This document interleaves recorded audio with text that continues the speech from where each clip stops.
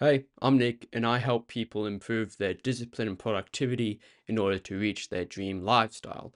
And today, I want to talk about how to really understand things and learn things in a way that actually ingrains it in your head and you actually learn. Because in general, your brain is bad at just short term normal memory, the type of memory where it's one thing equals the other thing, and it's just a matter of remembering that, or just remembering a formula. Simple things that are just by themselves. Your brain is bad at remembering those things. You can go through flashcards and all those type of ways to ingrain the definition or whatever it is in your head, but you don't really learn the same way you do when you actually have cause and effect and other things that we'll talk about. Now, this probably hasn't crossed your mind a lot of the time because the way school teaches you things is it just tells you what it is and you just take notes and you revise and you revise and you take a test and you memorize it and then you're done with it. You don't really learn the way that is actually a lot more useful and you're able to apply it to other things. You learn through memorization and your brain is bad at this, which is why people spend so much time studying and just memorizing things. Because the real way your brain learns things and is able to better understand and memorize things is with cause and effect. In fact, it's ingrained into your brain. It is what creates habits, what creates addiction. Your brain is good at remembering cause and effect.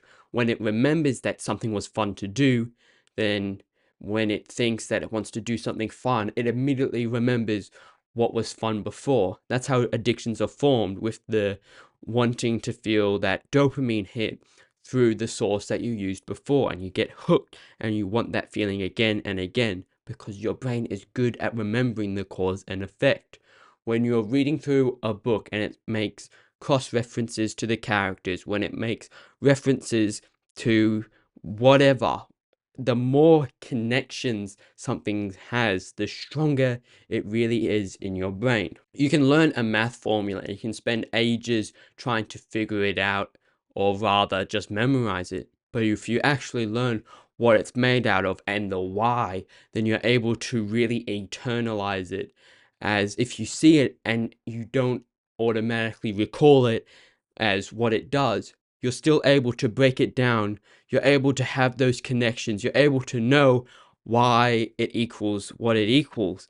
And so instead of just relying on the pure definition, you're able to rely on a lot of things that all lead back to what it really means. And so that's what you should be doing when you're learning something new.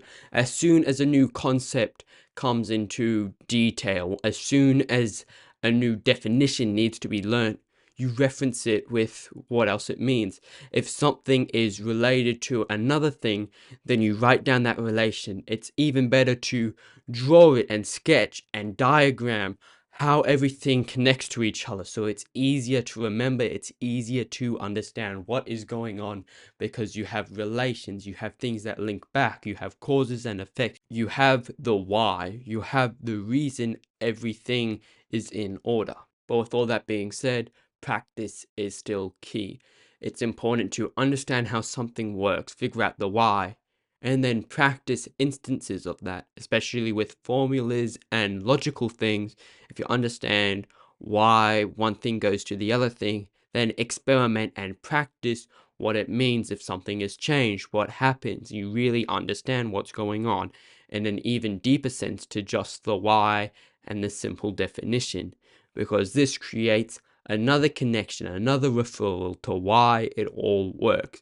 And the more connections, the more relations you have, the easier it is to remember. The easier it is to remember, it's easier to recall, and it's easier to understand what's going on. And then that is how you're learning, how you're able to do things differently the next time, because you know what will happen. So, in all, when you're learning something new, instead of learning the way you typically would with memorization, it's important to build relations and connections, find out the reason why things are the way they are, and all that understanding, including the practice and experimentation, means that you really understand and learn. That's it for today. However, if you're still interested in learning more about productivity tips or tricks, I've now started one-on-one coaching, which you can book a call for using the first link in the description below.